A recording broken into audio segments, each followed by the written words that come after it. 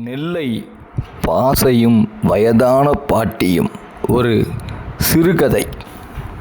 அண்ணாச்சி, ஆச்சி கூப்பிட்றாங்க. அங்கே உன் கொழுந்தியாலும் இருக்கா? இந்தா போகிறேன். இல்லை பையா வாயா, ஆச்சி சீக்கில் விழுந்து செத்து கிடந்த பிறகுதான் பார்க்க வரலாம்னு இருக்கியோ?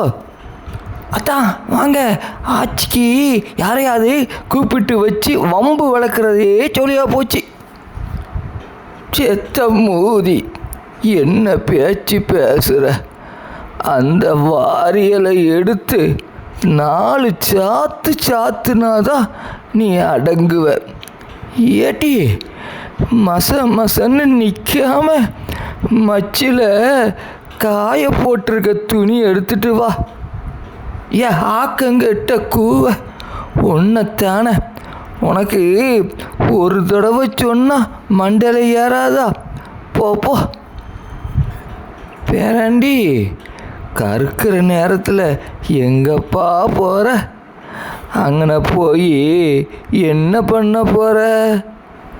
அதான் கூப்பிட்டேன். இங்கே செத்த நேரம் ஆச்சி கூட பேசிட்டு போயேன். எவ்வளோ நேரம்தான் நான் குறுக்கு சாத்தி படுத்திருப்பேன். ஐயா, சம்பளத்தில் இட்லி வச்சுருக்கேன், சாப்பிட்டுக்கையா. ஐயா போகிறதுக்கு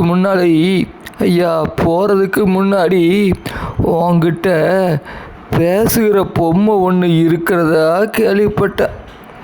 அதையாவது கொடுத்துட்டு போயா.